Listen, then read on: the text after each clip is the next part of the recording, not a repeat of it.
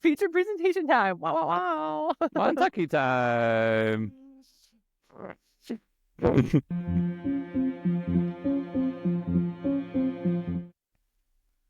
No good. Any interjections? I was gonna say it. Go for you it. go ahead. You go ahead. No, the best part of the episode that is lost to all time is Ashley's impromptu interruption. Ruining the First whole time premise ever. of the show. First time ever having a burning question teaser to answer, and you just blurted it out before we even announced. Good deed go unpunished. There it is. Doesn't one? No?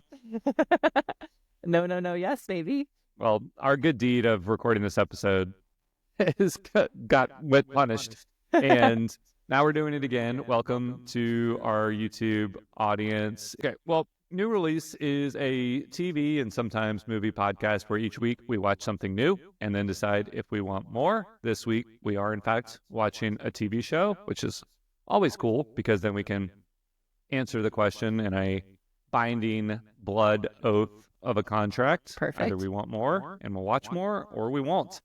And we have written documentation to prove it. So, Ashley, what is the subject of this week's episode? No good deed. Yes. Which is? A show on Netflix with Lisa Kudrow and Ray Romano. And it has twists and turns up the wazoo. Sure. That's it. Every home has its secrets is the tagline. This is... Every house. Can you read? Oh, no, I can't. I mean, it's pretty small and my computer's pretty far away. But okay. Yeah. LASIK what? Just kidding. All right, you ready? Yeah.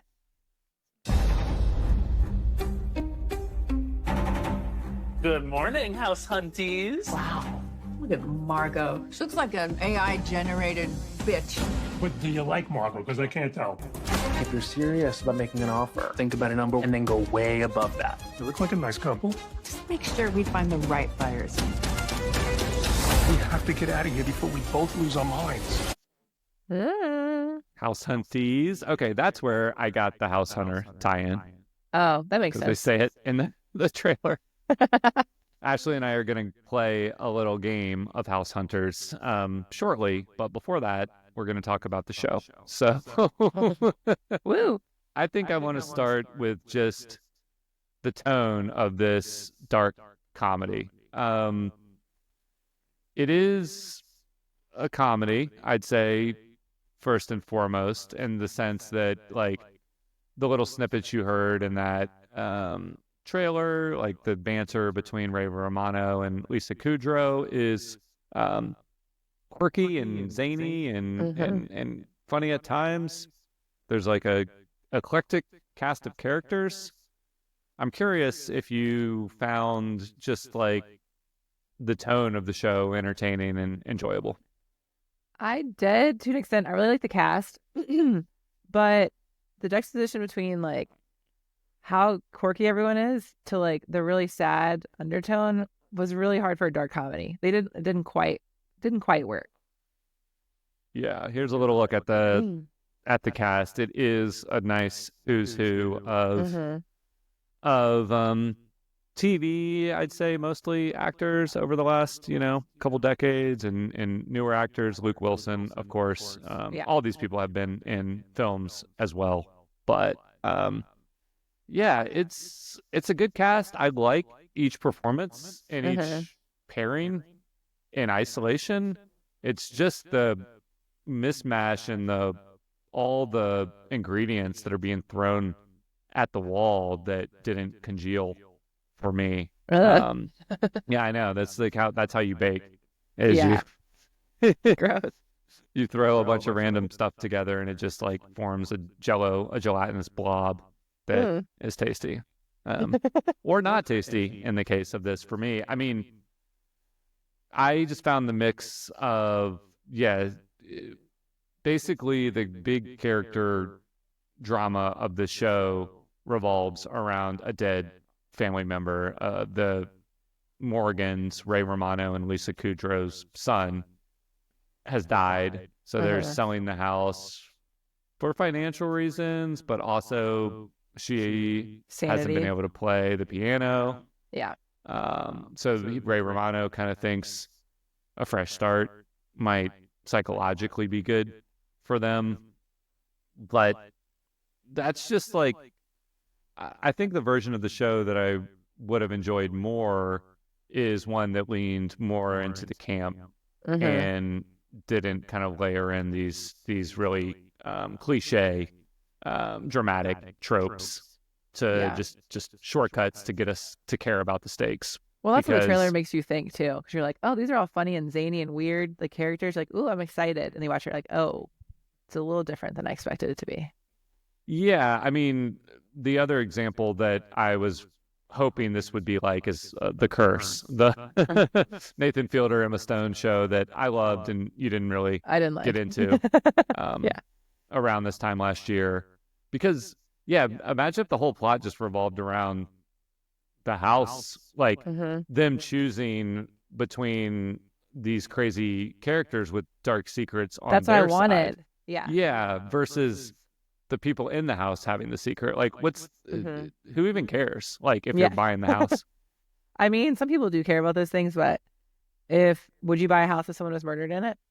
Yeah, of course. Yeah. I wouldn't expect a discount, but if it helped lower the asking price and constrict the pool of bidders, that's great. Yeah. But I wouldn't.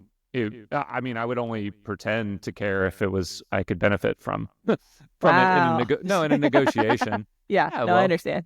Yeah, heartless. But no, I mean, I don't. I mean, even if you believe in like supernatural stuff, that's another fun little bonus.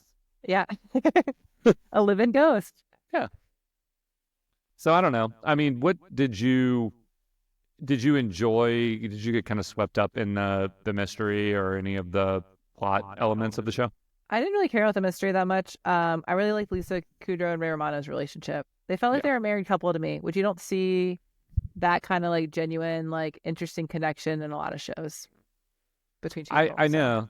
They were, even though their situation was the most ridiculous at times. I mean, everyone's situation is the most ridiculous, and I guess because we spend more time with them, we get to see more naturalistic kind of down moments. Yeah. And I thought their chemistry was very naturalistic, even though like the writing and the situations were all really heightened. They did seem like a real pairing, which was nice. I didn't really. Did you latch on to? Did you have like a favorite couple you were rooting for? Honestly, not really. Well, are we even supposed to care? Like, that's the thing I don't really understand about the trailer for the show is like, what are we supposed to care about? I mean, I would think who you want to care about what happened to the son, obviously. Yeah. But then I really wanted to know who got the house, but I didn't care who got it. I just wanted to know who got it, if that makes sense.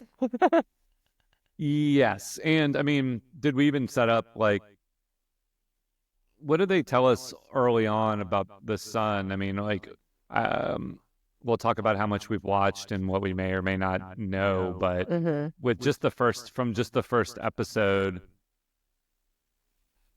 the show doesn't like tease out any of the mystery. You just know that as soon as Dennis Leary shows up and he's demanding $80,000 from Ray Romano, you sort of think that the son was involved in some kind of activities with him, or like I don't know. It's like it doesn't even take its time setting up that the son was obviously mixed up in some dark stuff. Well, and I thought maybe it was a few episodes in. I thought Lisa Kudrow killed him by accident. Yeah, because she's the one that is probably outwardly suffering the most and having the most trouble moving on. Like literally, she doesn't want to move out. I guess that's the other tension is like she is really struggling with leaving the house behind. And this is the house that Ray Romano grew up in, right? Yeah.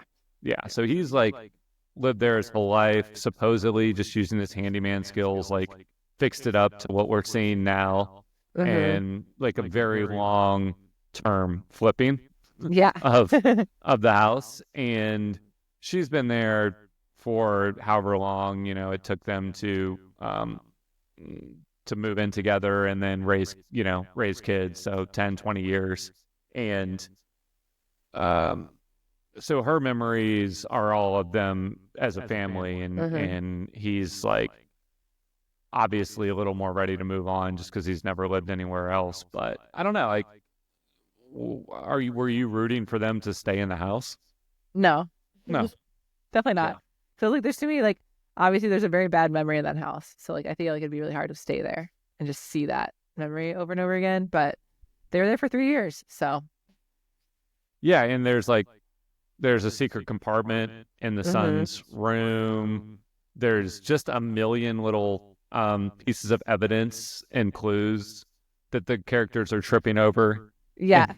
In every scene, and they're tripping over each other just coincidentally. Linda Cardinelli can be stalking her girlfriend who is in some weird real estate deal with people that look like complete caricatures of real estate agents. Like bros. Yeah. Yeah. And so like everyone is just putting on this weird act and then conveniently running into each other when the plot calls for it, so that we can get one more layer of confusion and mystery.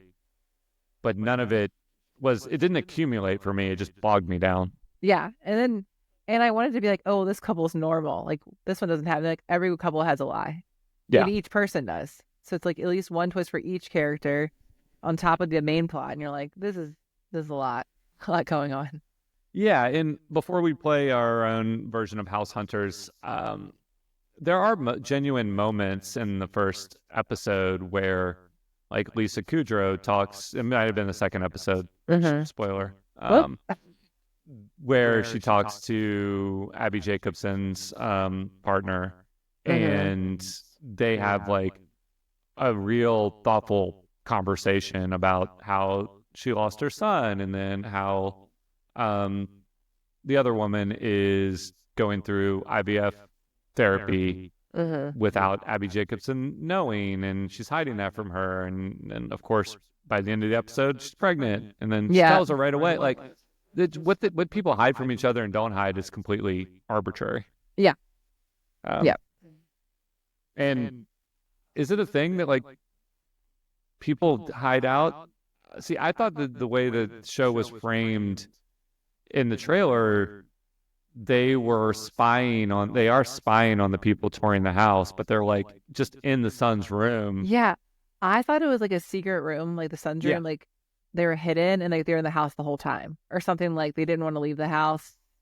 I don't know. I thought there was like more to that part. The trailer really misled me.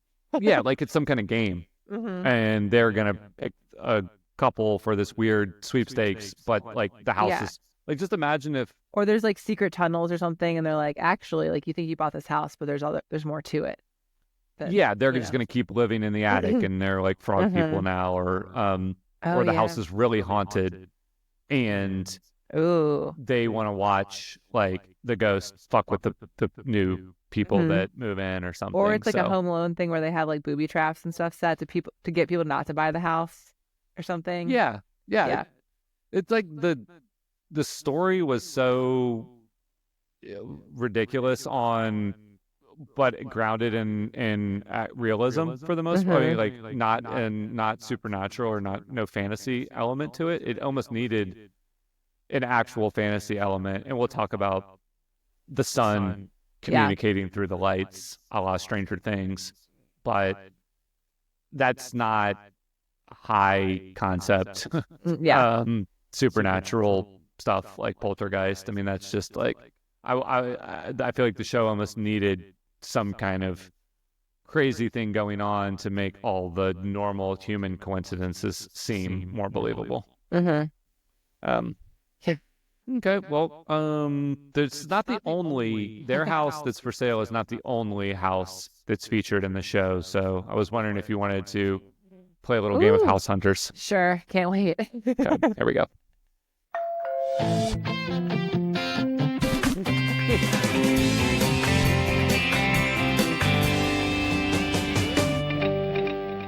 It does make you picture this girl with like a pixie cut with her like blonde hair with like spikes coming out the bottom. Like maybe she was one of like the people that like, helped people find houses. But I don't know if I'm just imagining that.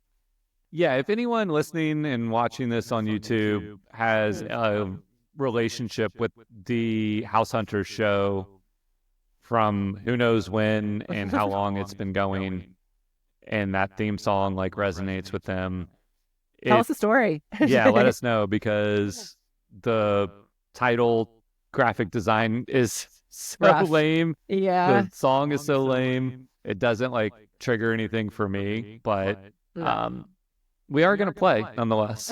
So we, on one side of the street, you should have done our houses too. Yeah, that's true. We could throw those in the mix. On one side of the street, we have this lovely Spanish villa that is actually for sale. That's one row in its column.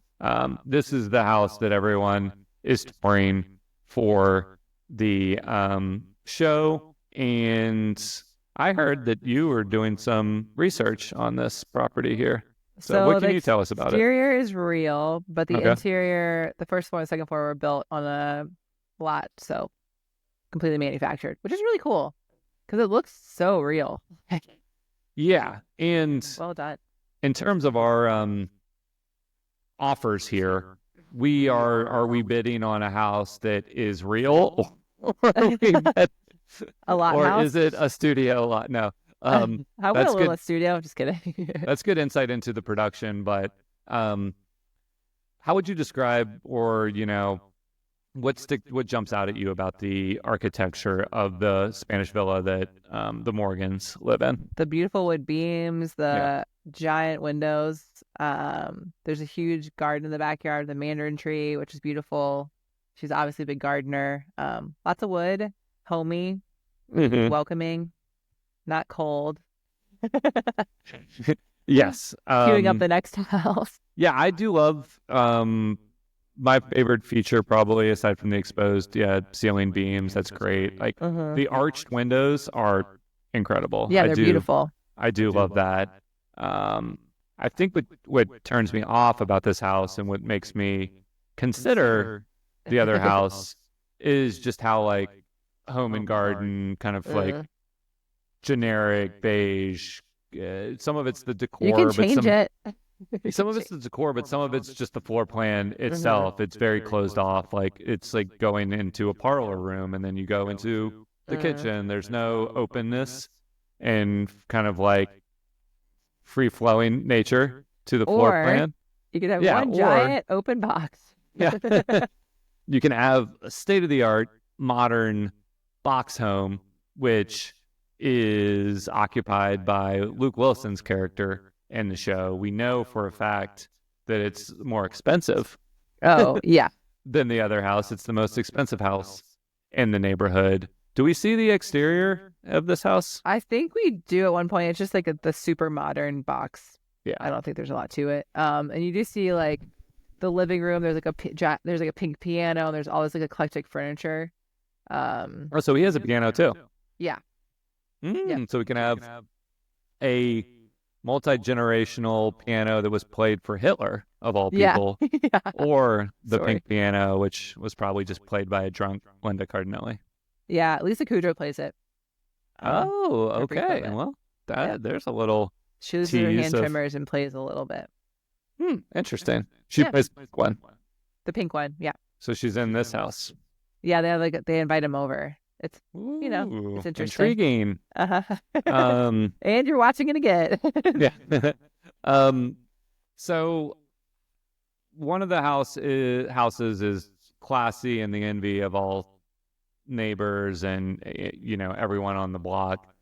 The other house is intentionally like it's both gaudy and just like personalityless, soulless. The Swedish appliances are hidden behind cabinets that may or may not open when you want them to. Yep. And so it's not really functional either.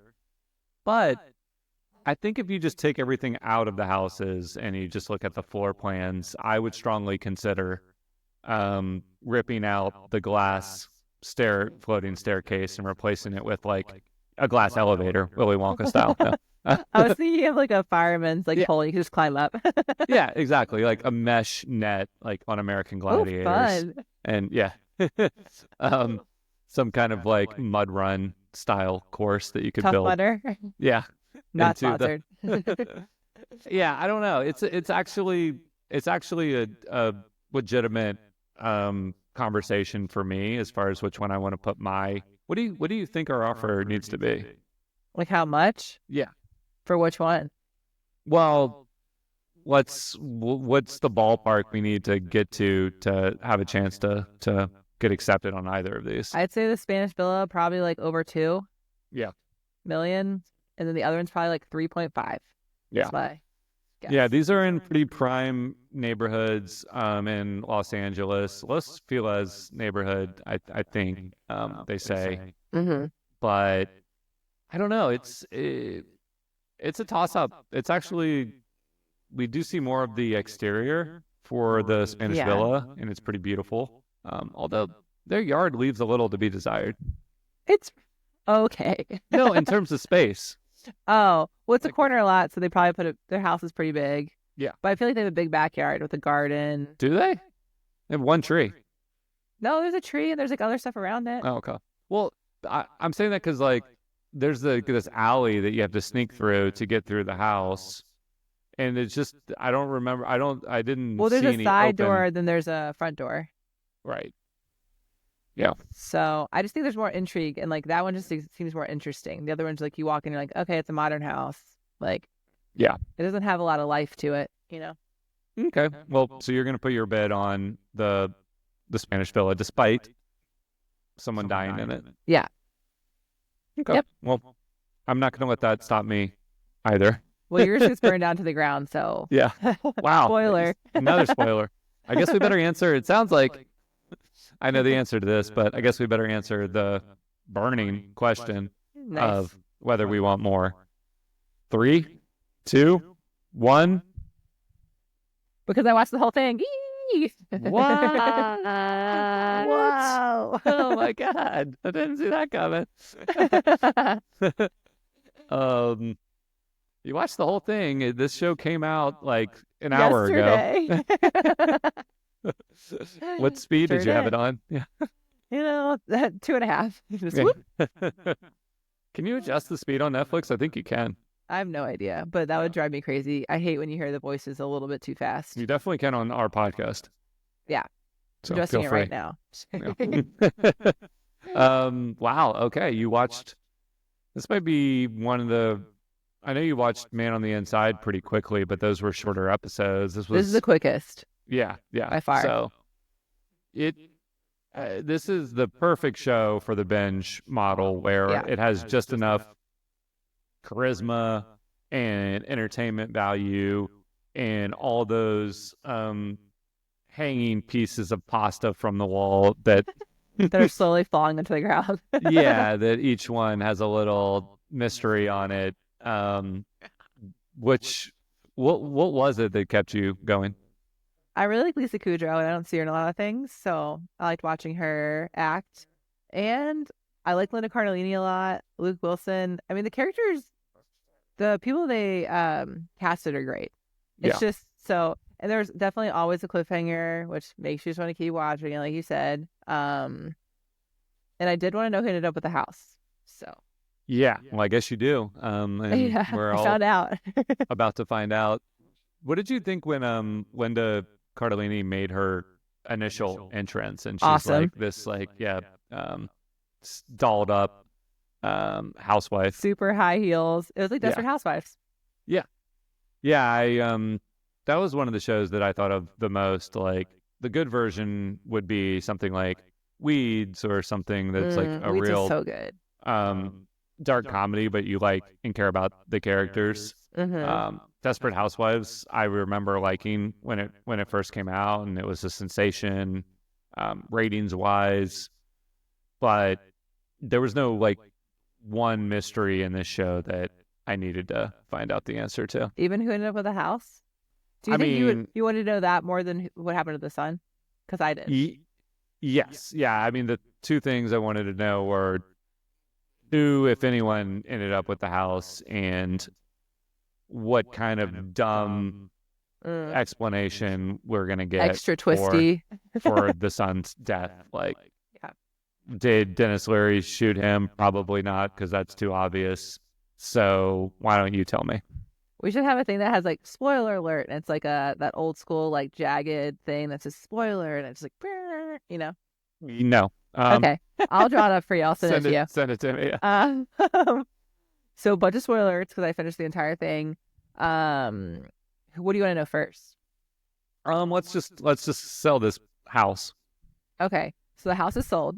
Congrats. Originally gets sold to the black couple that's about to have a baby who has the baby. They find out right after she has the baby that they get the house.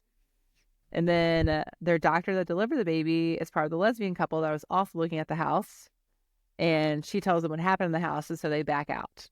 They're like, "Oh, we don't want a house that a kid was murdered in. We just had a kid. We're out." Mm-hmm. So then the lesbian couple gets it.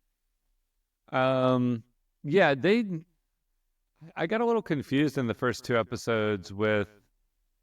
I thought Abby Jacobson's character knew that someone died in the house, and then the other girl has that conversation with Lisa Kudrow, so she tells Abby Jacobson, and then she Googles it. Because don't they say earlier, like, they were aware of this loot? I don't think it's crazy at all that they're selling it now. I was aware that you could sell it after 3 years. That was after they discovered it. So they were like in his room, and Lisa Kudrow didn't mention this son passing. She said it was in college. And then she told the one woman about yeah, but she didn't mention it to her wife, and then her wife found it. It's kind of weird. Now I'm confused because I feel like I watched it so fast. Slipped up. I swear they slipped up and said something like, maybe it was even a different couple that was like, "Why are they selling it now?" Well, it makes perfect sense that they'd be selling it now because after 3 years, you don't have to disclose that someone died. That was Linda Cardellini talking to her affair lady. Right. Okay. Right. Because she was using her insider info to try to ingratiate herself to her lesbian nice word. Real estate mogul person. You didn't smirk at it. You used ingratiate. That's pretty good. That's pretty Thanks. good. Yeah. Wordle is really not helping you. I'm just kidding. Yeah, that's a great 5-letter word. Yeah, we both lost our Wordle streak this week. It's fine. Whatever. Don't talk about it. Maybe on the same day. We did. Vying for the asshole word. Yeah. Spoilers for 2 days ago's Wordle. Yep. Okay. Okay, so... But then the son. Yes, the son, please. Okay, I'll try to do this as fast as possible. Just kidding. So the son is shot and murdered in the house. He is dead. That is true. It's not like a fake cover-up. He's not on the walls or whatever. But we think that the daughter killed him, and they covered it up for the daughter because they didn't want her to go to jail or anything to happen to her. But it turns out that he was robbing all the houses in the neighborhood and giving all the jewelry to Linda Cardellini's character, and they were having some type of like affair. Or she was involved with this high school kid.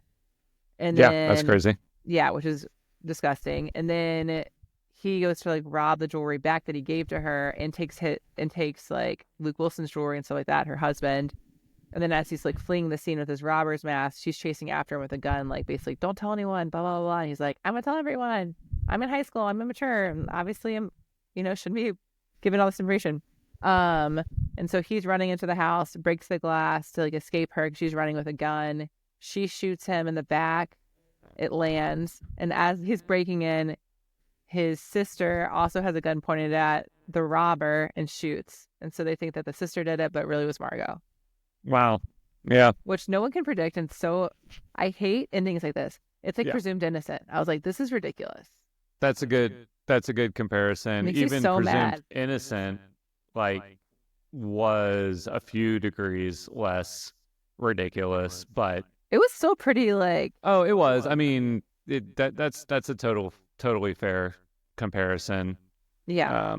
I think maybe the other difference in this show is that at least Presumed Innocent pretended to be taking kind of all these its central mystery and did have one central mystery that it was taking seriously. In this show, that's actually the audience can't really be too mad because they're constantly doing the same fake out in the same every episode. Yeah. So I mean, that is really dumb. Yeah. My first reaction.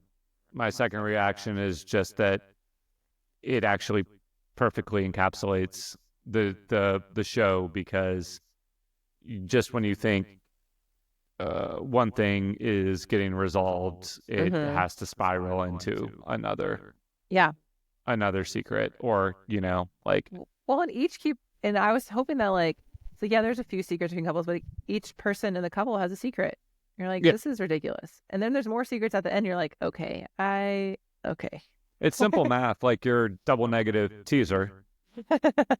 If both people if one person is lying, then you have something to lose. You have stakes. If both people are lying equally to each other, either they just shouldn't be together, or it cancels each other out. Yeah. If both people are having an affair, then I feel then no one's having an affair. Yeah, exactly. Yeah, no, I mean, I was watching a good show, Black Doves, and it's like you can use that plot device as basically Keira Knightley was accidentally seeing the text messages from her sort of fake, but sort of real husband.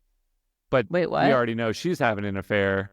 So it's do what? What's the sort of fake husband? Well, I just mean she's a spy, so she was assigned to become his wife, but then I got develops some kind of feelings along the way, and they have kids, and she's really in deep at this point. But it's interesting when she's going through when she's seeing his messages, because she does get jealous, which is a real emotion. But we also have this, as a viewer, complicated reaction to it, because we know she was in love with another person. So, that's a fun, complicated wrinkle when they're both just shitty people hiding things from the other person. Right. It's not fun. It's just figure this shit out or move on. Yeah. Well, and the thing is, it makes you be like, well, and the couple is actually really liked. So I was like, I didn't view any of them as shitty, but then I was like, why are you guys hiding such huge secrets, all of you?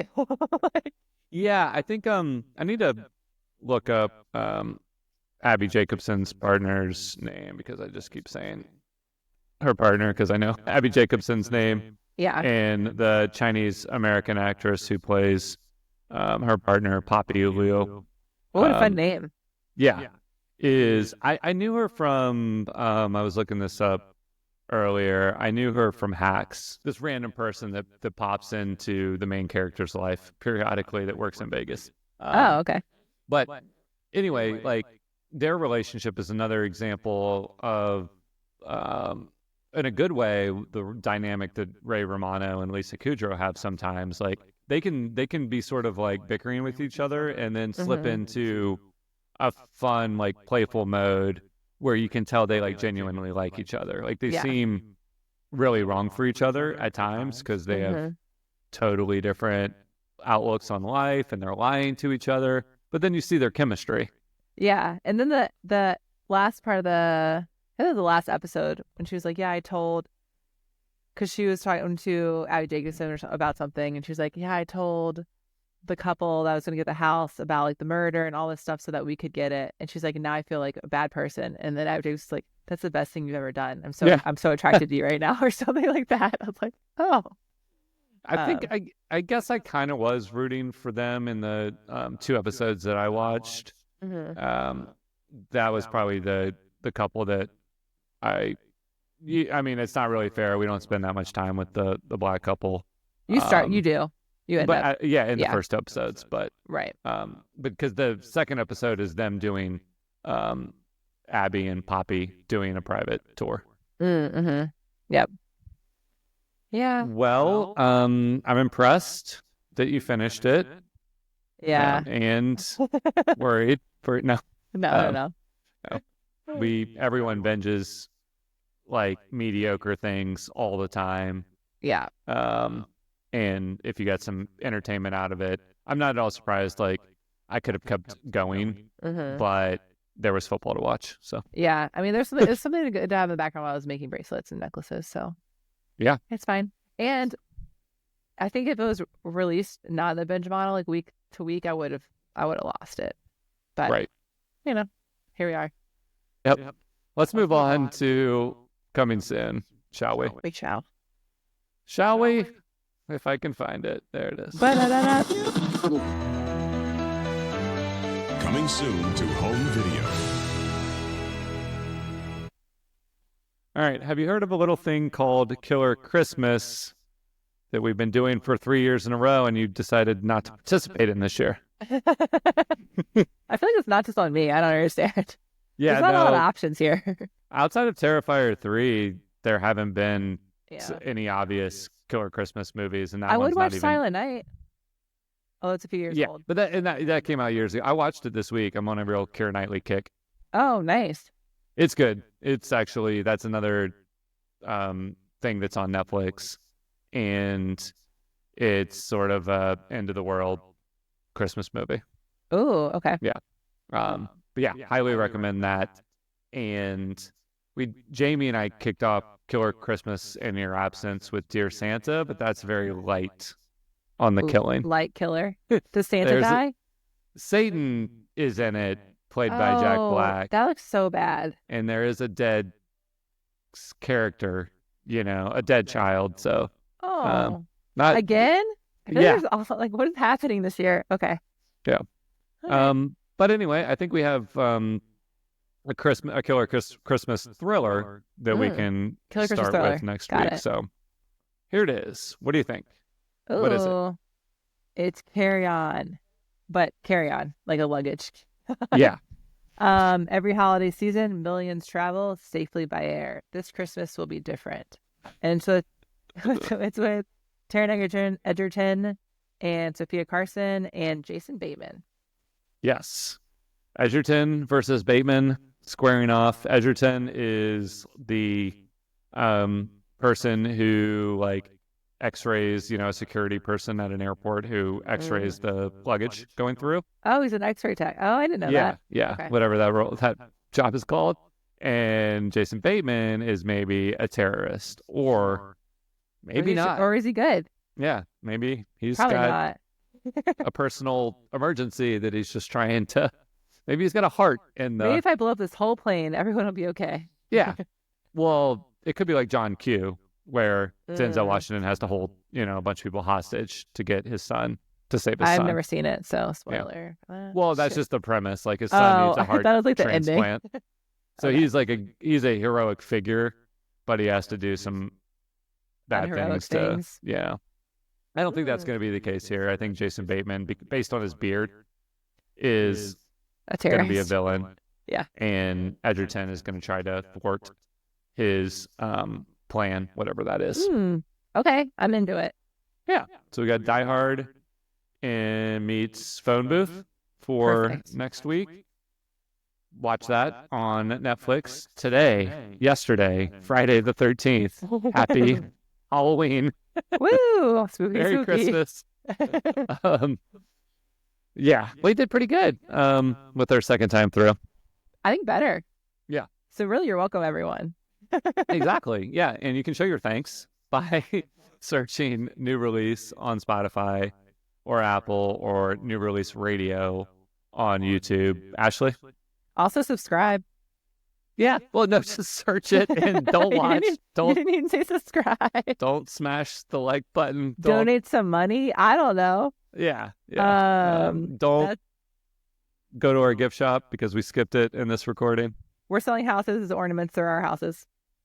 Nailed it. Anyway, that's a wrap. Classic.